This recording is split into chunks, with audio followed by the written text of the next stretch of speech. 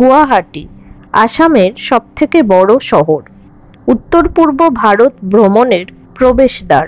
ব্রহ্মপুত্র নদীর তীরে অবস্থিত এই শহরটি একটি শিল্প শহর, গুরুত্বপূর্ণ নদী বন্দর এবং আসামের বাণিজ্যিক কেন্দ্র। এখানে থেকেই দর্শন করে নেওয়া যায় প্রাচীন তীর্থস্থান কামাখ্যা মন্দির। তারই সাথে সাথে আরও কিছু কিছু দর্শনীয় স্থান রয়েছে এই শহরে। আজকের ভিডিওতে চলুন সেই সমস্ত স্থানগুলোই ঘুরে দেখাই আপনাদের। নীলাচল পাহাড়ের উপর অবস্থিত কামাখ্যা দেবীর মন্দির ৫১ পীঠস্থানের মধ্যে একটি। গুয়াহাটি থেকে বাস অথবা প্রাইভেট গাড়ির মাধ্যমে এখানে পৌঁছানো সম্ভব। এখানে পূজিত হন কামাখ্যা দেবী, যিনি সতী বা দেবী দুর্গার আরেকটি রূপ। এখানে দুরকম দর্শনের ব্যবস্থা রয়েছে।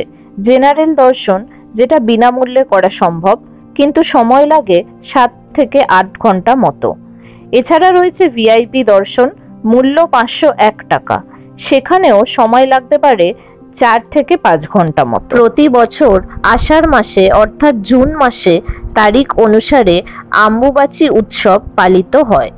আম্বুবাচী উৎসব মানে দেবীর ঋতুস্রাবের উৎসব। এটি একটি জনপ্রিয় বিশ্বাস যে দেবী কামাখ্যা ৩ দিন মাসিক চক্রের মধ্যে দিয়ে যান। এই ৩ দিনে কামাখ্যা মন্দিরের দরজা ভক্তদের জন্য বন্ধ থাকে। মন্দিরের ২ তল নিচে রয়েছে যোনির মুদ্রা, যেখান থেকে প্রাকৃতিক জলপ্রবাহ বেরিয়ে আসে। কথিত আছে আম্বুবাচী উৎসবের সময় এই প্রাকৃতিক জলের প্রবাহের রং লাল হয়ে যায়। তখন মায়ের মুদ্রা লাল বস্ত্রতে ঢাকা থাকে। সেই বস্ত্রকে রক্তবস্ত্রও বলা হয়। ৩ থেকে ৪ দিন পর যখন মন্দির খোলে, তখন ভক্তদের এই রক্তবস্ত্র প্রসাদ হিসাবে বিতরণ করা হয়। কামাখ্যা মন্দির তন্ত্র সাধনার জন্য একটি বিখ্যাত স্থান।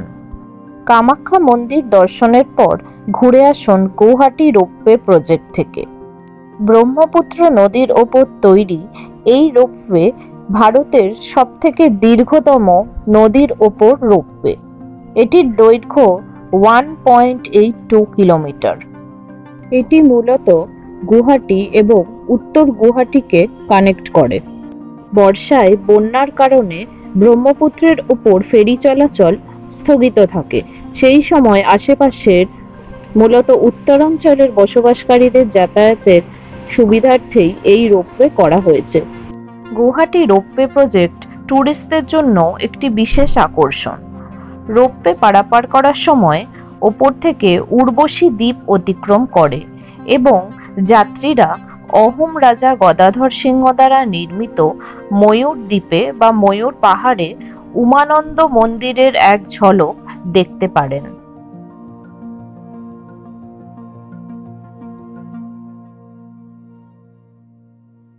রোপওয়ের জনপ্রতি ভাড়া এক পিঠে ৬০ টাকা, আর যাতায়াত করলে ১০০ টাকা জনপ্রতি। আপনি চাইলে রোপওয়েতে ফিরে না এসে ফেরি হয়েও ফিরে আসতে পারেন।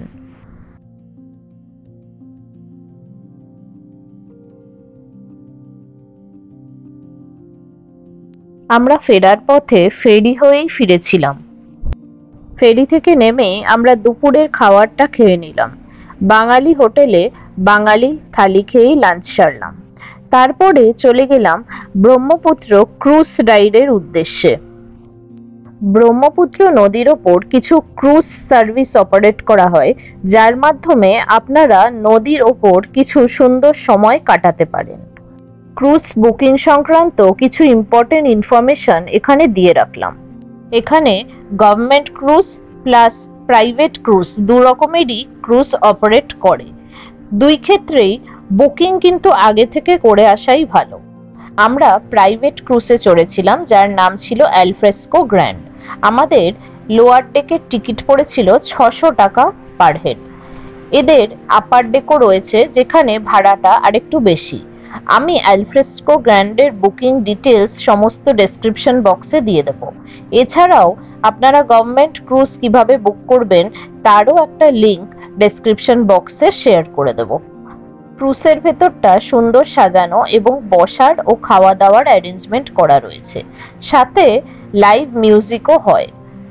সুন্দর সানসেট দেখতে দেখতে এই লাইভ মিউজিক উপভোগ করার আনন্দটাই আলাদা মনে হয়। সানসেট ক্রুজের পরে রয়েছে ডিনার ক্রুজ। আপনারা চাইলে সেটাও বুক করতে পারেন, সেখানে ডিনারটা অবশ্যই ইনক্লুডেড থাকবে।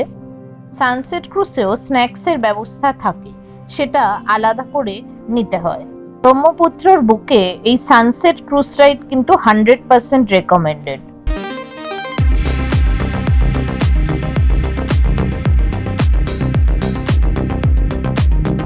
সানসেট হওয়ার পরে শুরু হয় ডিজে মিউজিক। 30 মিনিট মতো চলে ডিজে মিউজিক, তারপরেই শেষ হয়ে যায় এই ক্রুজ রাইড। হাতে যদি সময় থাকে তাহলে আরো কিছু সাইট সিন দেখে নিতে পারেন, যেমন Assam state zoo, state museum, Guwahati planetarium, Nehru park, Navagraha মন্দির ইত্যাদি। নর্থ ইস্ট সিরিজের এই পর্বটি এখানেই শেষ করছি। আগামী পর্বে আপনাদের সামনে তুলে ধরব কাজিরাঙ্গা ন্যাশনাল পার্কের সম্পূর্ণ অভিজ্ঞতা। যদি এই ভিডিওটি ভালো লেগে থাকে অবশ্যই একটি লাইক এবং কমেন্ট করে আপনাদের ফিডব্যাক জানাবেন, আর চ্যানেলটা সাবস্ক্রাইব করতে একদম ভুলবেন না। এবং সিরিজের আগামী পর্বের নোটিফিকেশন পেতে হলে এক্ষুনি বেল আইকনটা টিপে দিন। ভালো থাকুন, সুস্থ থাকুন।